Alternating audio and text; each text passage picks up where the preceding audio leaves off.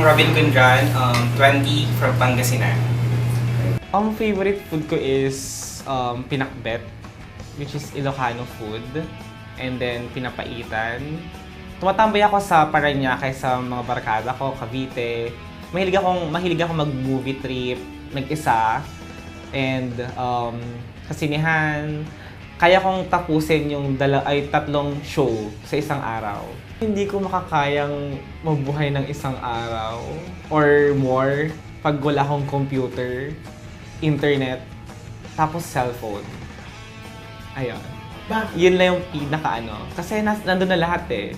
Kung gusto mag-movie, andun na. Kung gusto mong mag-games, andun na. Kahit na nakakulong ka lang sa kwarto mo, magagawa mo yung gusto mo. Yung nag-udyok sa akin sa parang super happy ako pag halimbawang nakakapag-create ako ng mga clothes, yung mga damit, yung mga new designs na nailalabas ko. Pag nakikita ko yan na nasa model na, nasa tao na, super happy ko. So, pag nakikita ko yung mga kliyente, yung mga friends ko na nakasuot ng damit ko, andun na yung parang, okay, ito na siguro ako. So, tama na. Dito na talaga yung pinaka-future ko. Well, for me now, siguro ang plans ko in the future na magkaroon ako ng isang sariling brand at isang boutique. Yun yung pinaka-goal ko. Yung pinaka-proudest moment ko in my career was nung nanalo ako ng Mega YDC 2012.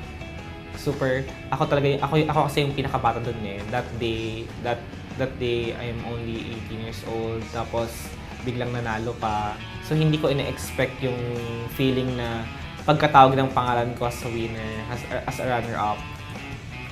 Nag-stop yung mundo ko.